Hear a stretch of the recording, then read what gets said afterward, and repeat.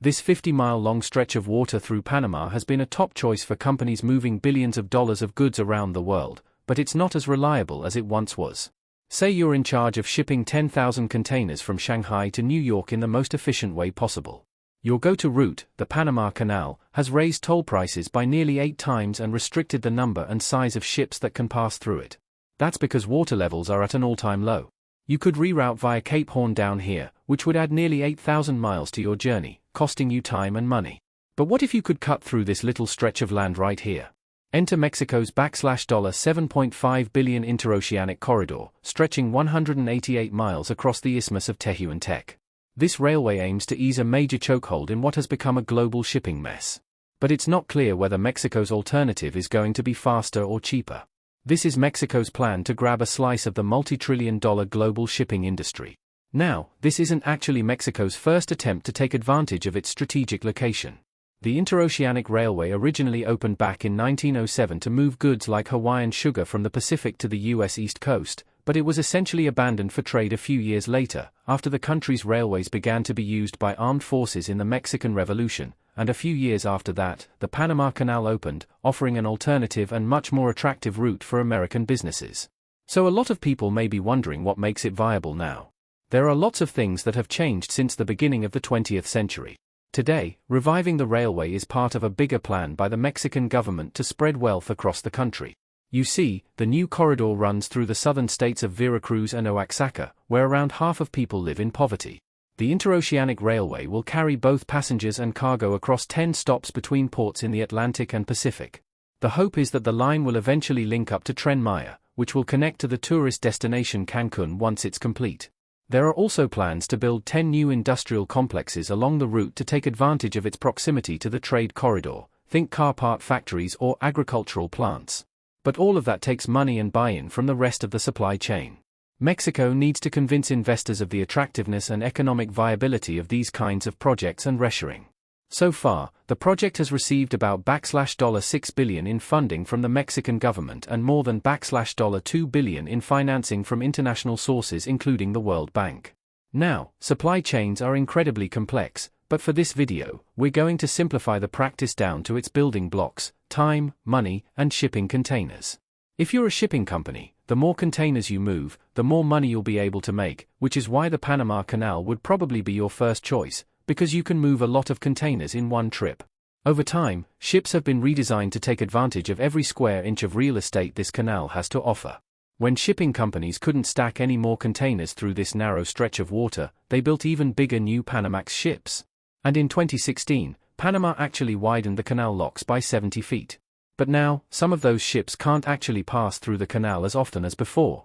You may have to wait more than 2 weeks out at sea or bid millions of dollars just to get ahead in line. That's because there's been a historic drought in Panama, which is leaving water levels at the nearby Lake Gatun at record lows. That's a problem because the Panama Canal relies on the water from that lake to operate the lock system that moves ships through the canal, and that means shipping companies are losing time and money. That's where Mexico's interoceanic corridor could come in. Say you reroute to the port of Salina Cruz on the Pacific, you can then transfer your goods to the railway and pick them back up with a ship on the other end. In theory, sounds great, but in reality, Mexico still has a lot of work to do to get its ports ready for an influx in traffic. Mexico might have a very good opportunity here to put itself as a key player on this map of international maritime shipping. But it's not clear whether Mexico's railway will actually be faster than the Panama Canal, which is about 50 miles long. While the railway is around 200, it takes about 8 to 10 hours to sail through the Panama Canal, while it could take 6 to 7 on the railway.